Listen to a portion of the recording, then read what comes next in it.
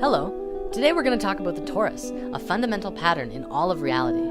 I have a friend here with me as well who's going to help share this with you. His name is Christopher Love. Hi, I'm Chris, also known as Yana. Today, I will be helping my angelic friend Patch to expound the wisdom of love and spirituality in relation to the toroid. Let's get down to it. The torus is a very fundamental part of nature. So fundamental, in fact, that science is now seeing that everything moves through this form in one way or another, including ourselves. Very simply, the torus is a self-organizing system that all comes together at a space of unity and expands its energy out all around itself until it returns back to that original space in the center, and will continue to do it again. In quantum physics, mathematics, and generally all forms of science, this geometry really begins to bridge the gap between understanding how sacred geometry truly is the geometry of life. This is a geometry that breathes. It has life itself. Our very own hearts are the first and best examples of a toroid. The heart is where it all starts. The energy of our hearts flow outward in a toroidal fashion and are also received in a toroidal fashion. This way, everything we send out in love, we are immediately affected by as a result. In other words, our emanation of love is a gift to yourself as much as it's a gift to the universe around you.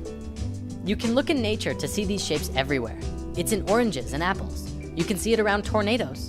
The magnetic field of the Earth is a very powerful example, as well as how the atmosphere of the planet works too. Our modern scientists haven't really taken the concept of hollow Earth very seriously, even though this concept does explain a lot of fundamental theories about the Earth to which we don't really understand, despite all of our theories. Well, the idea of hollow Earth works in the exact same way as well. It demonstrates that our planet is designed from the core as a torus. The Earth is multidimensional, so we can actually have both a hot iron core as well as a 5D hollow Earth interior as well. For those who want to learn more immediately, check out Hollow Earth HD on YouTube. Moving on, we all know the fundamental principle of the universe of as above, so below. Well, this torus is even found at the size of galaxies.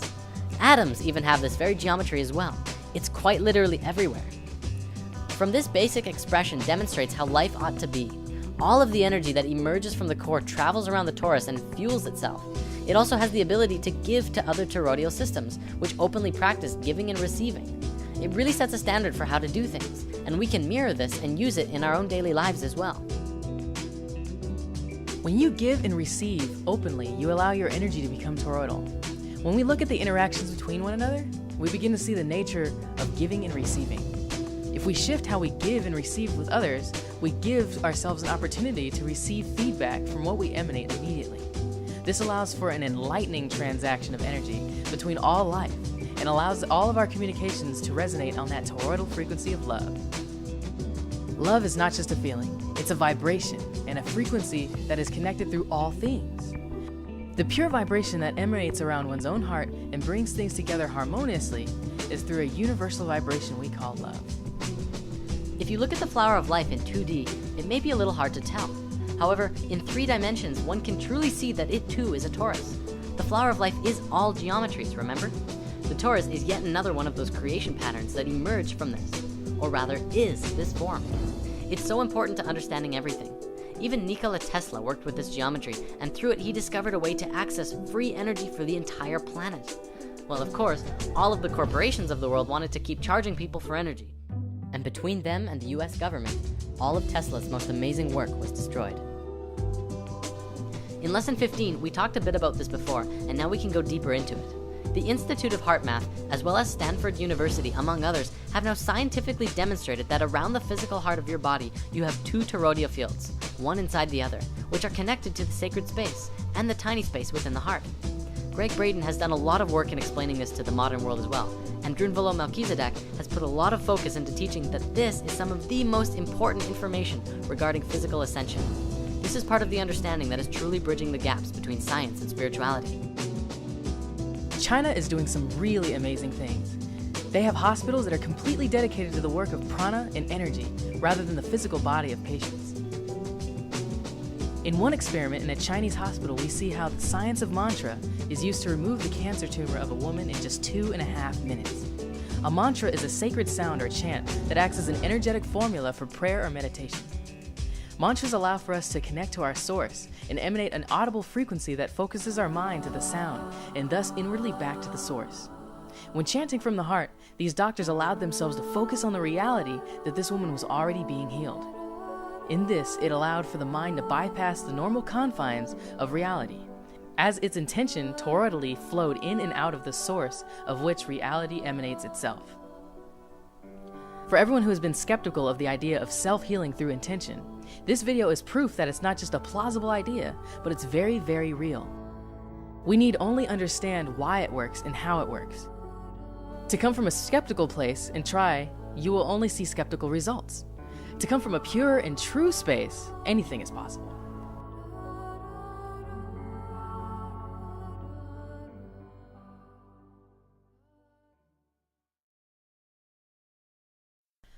Nassim Haramein has made a documentary recently called Black Hole, which we did discuss in Lesson 18.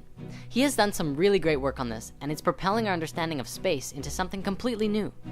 He has demonstrated that the space at the center of the torus is literally the point of singularity, infinity, and the space where all consciousness truly resides. The source of the source field, and a space where all things are connected. In our modern physics, we don't really take consciousness and life into the scientific equations. Russian scientists are propelling their understandings of life to new levels and have even begun bridging the gaps of understanding gravity.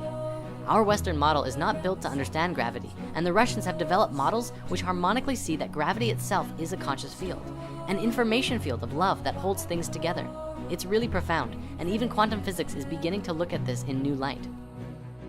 Remember in Lesson 18, we talked about the vector equilibrium. This torus form and the cube octahedron go hand in hand. It is the male and female aspects of each other, and the vector equilibrium, when put into use in science, can grant access to an infinite amount of energy through tapping into the space of unity of the source field, the 0 point, the field of consciousness that science now knows connects all things. By understanding the torus and the nature of unity, one can really get in tune with themselves in relationship to the all. Let's also remember that considering our universe itself and everything within it is a reflection of this toroidal pattern, we can free our minds from the perspective that anything is separate, even as a void of a black hole contains the existence of everything supposedly outside of it. This is reflected in the psychic nature of those who in meditation dive into the void of consciousness, and those also who reach a state of Godhead awareness that includes all life in unity and love. The one is all, and the all is one. In the torus, the point of singularity, whatever consciousness is present, is the purest representation of the whole. The whole field is emerging from and returning to its original source, and all of it is conscious, and the singularity at the center is the space where it all came together and emerged out of. This can be demonstrated with the understanding of how the heart emerges in the body. If you remember from Lesson 15, the heart is the first organ to come into existence, and the rest of the body folds out of the heart itself, and then it pulls the heart into the center. The heart is truly more primal, more connected to source, and far more important than the brain. The heart is the space of love, and love of all is what will get you back into the heart and out of your brain. In order to grow and become lighter energetically, we as individuals and as society must learn to understand how to really get back into the natural flow of things. This is what the natural flow looks like, among a few other forms as well. For many, understanding the torus from a left brain perspective is needed to really get back in tune with yourself. For others, you already understand it intuitively, and you just have to go with the flow and everything will work out perfectly. Well, thanks for tuning into our torus video. We're now gonna go hang out on Chris's channel to continue the discussion of our eternal nature and living in the heart. If you want to follow, this is Chris's YouTube channel. He's created his own series called Angel Academy, and is definitely transforming into something beautiful. Thank you for spending your beautiful time with us, and see you next time. The earth hasn't lived in their hearts for thousands of years, but the truth is it's really simple. It's easy. A child can do it. Anyone can do it. If you find your place into the heart, everything changes in your life. You don't do things physically out into the world. You do everything from within your heart, and the heart creates what your external world is. It's another way of being. It's an ancient way of being. We used to be this way, and we've long forgotten all of this stuff. You can do this. Everyone can do it. And if you do it, if you learn to live not in your brain, not in a logical thinking world, but in a world that is female and with a heart, and that you begin to love people and your life and your situations and everything that comes to you, your life becomes easy and simple and beautiful. So I hope you find your way, because I know you can do this. We all can do this. Bye-bye.